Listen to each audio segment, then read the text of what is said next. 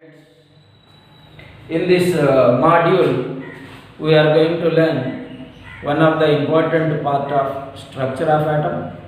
In the previous module, we already given about what is meaning of atom, who proposed such kind of the atoms in both Indian mythology and at the same time Greek mythology.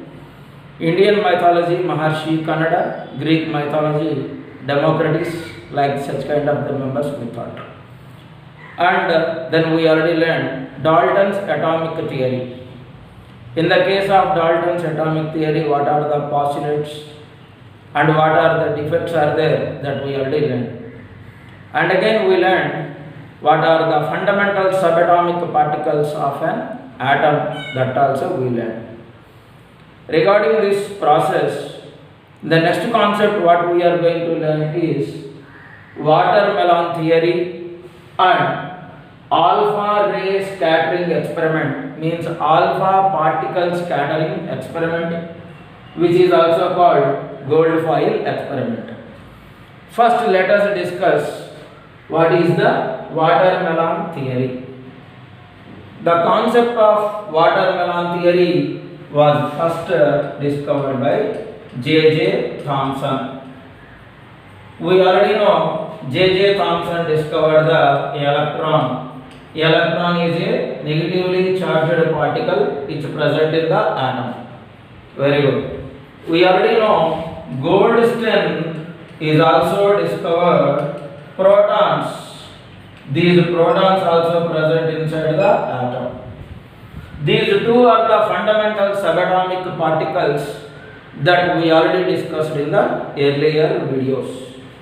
Now, if these two are the fundamental subatomic particles which are present inside the atom, how they are arranged inside the atom?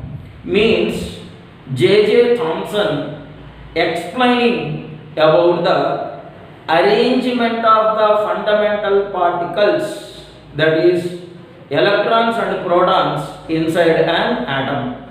For that purpose, he taken a watermelon. If we consider this is a watermelon, means if you do the cross section of the watermelon, it is appear to be a sphere.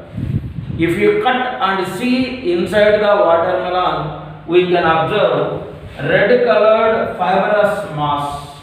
This is completely with the red color that contain the fibrous mass. This is fibrous mass of watermelon. And somewhere else inside we can observe seeds, black colored seeds. These are all seeds.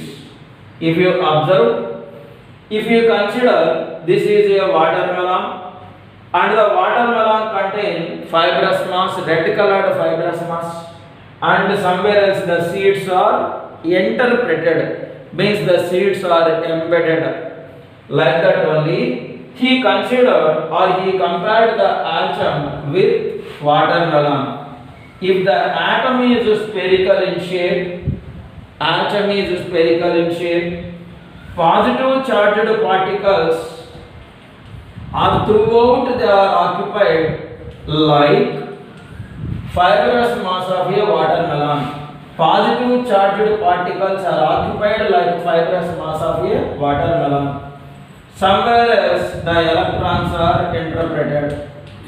Means here these are all the electrons and these are all the protons. Now the statement is like how the seeds are embedded in the fibrous mass of a watermelon, like that only negative charged particles are embedded in the positive charged particles. These negative charged particles are electrons and positive charged particles are protons. The statement is how the seeds are embedded in the fibrous mass of a watermelon, like that only negative charged particles are embedded in the positive charged particles in an atom. Here both of them are spherical in shape. if the atom is spherical in shape, negative charged particles are embedded in the positive charged particles like seeds embedded in the fibrous mass of a watermelon. For that sake only, his theory is also called watermelon theory. We can say this theory is also called plum pudding model. In the case of a plum pudding is nothing but a Christmas cake. If you observe the Christmas cake, at the center many of the items are there. For example, these are all the items like big such kind of the cartoons, and middle somewhere else we can observe such kind of the particles. Like that only we can compare. For that sake only this model is also called plum pudding model. The final statement of watermelon theory is the negative charged particles electrons embedded in the positive charged particles protons like seeds embedded in the fibrous mass of a watermelon. Such statement is nothing but watermelon theory. But here some of the failures, that is drawbacks, we can observe. What are they? Whenever a negative charged particle is in contact with the positive charged particle, when a negative charged particle is in contact with the positive charged particle, it should be nullified. Means some streaks will observe, some cracklings will observe. Because of the cracklings, the atom may collapse. If the atom is collapsed, molecules does not exist. Why? Because the molecules are formed by the combination of atoms.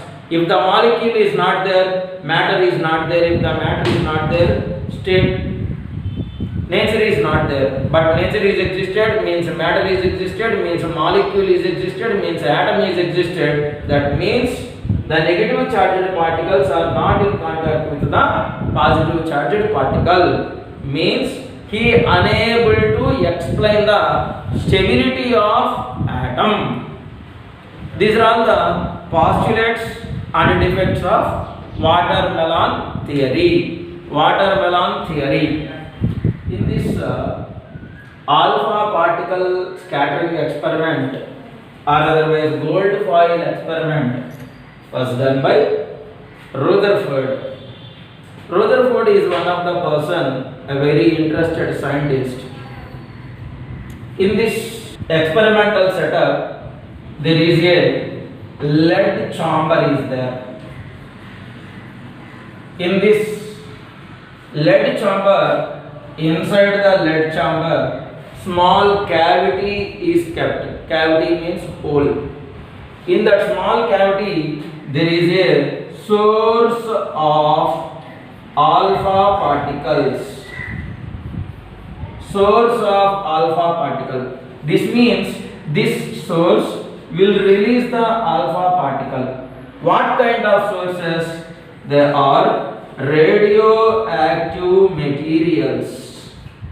Radioactive materials which produce the alpha particle. Not only alpha particle, they are going to produce beta particle and as well as gamma particles also. Means radioactive materials release alpha, beta, gamma.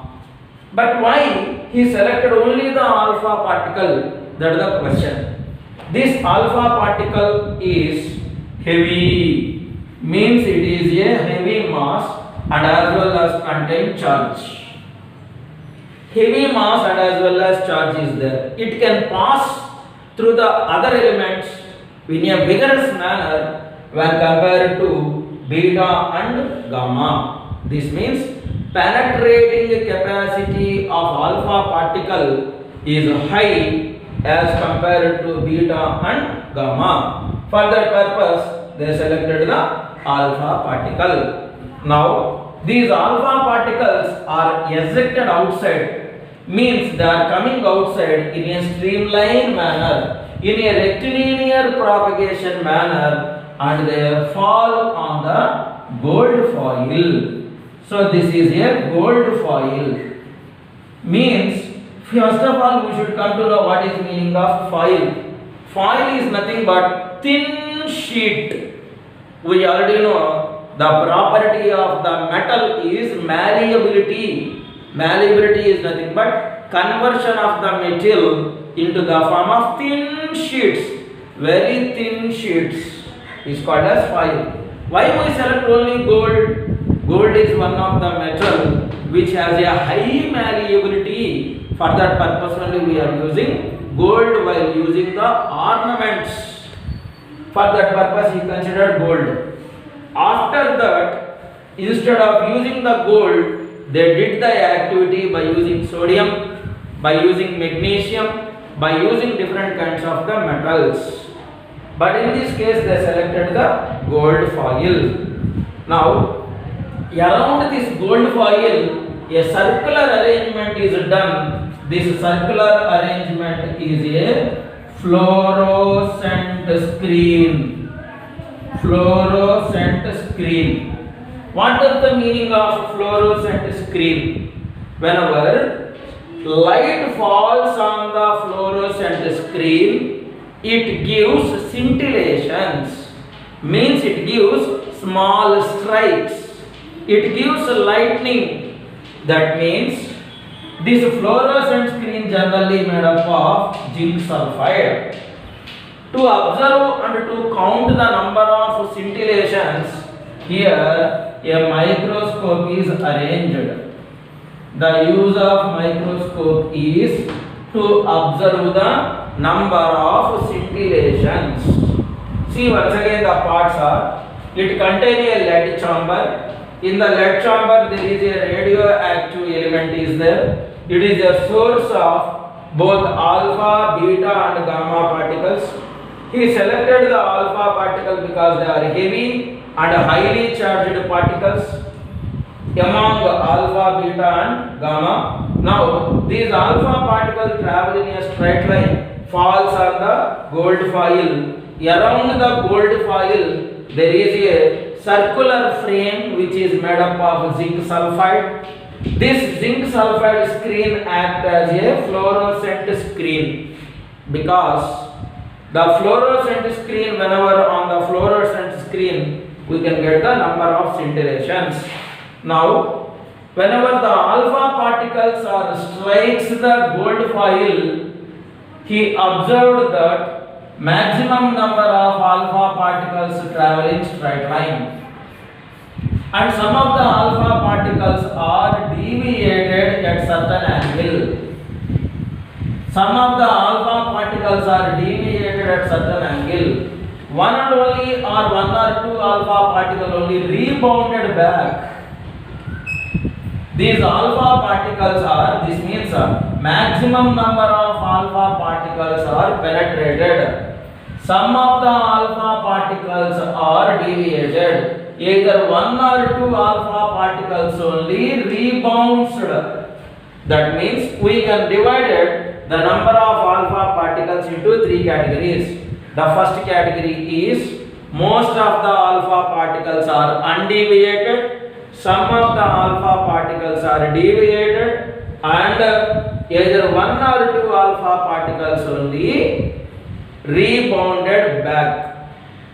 In this regarding case, maximum number of alpha particles are undeviated, some of the alpha particles are deviated, either one or two alpha particles are rebounded in the backward direction. Now, what are the conclusions can be drawn, what are the assumptions can be drawn from this gold foil activity? Now we are going to learn.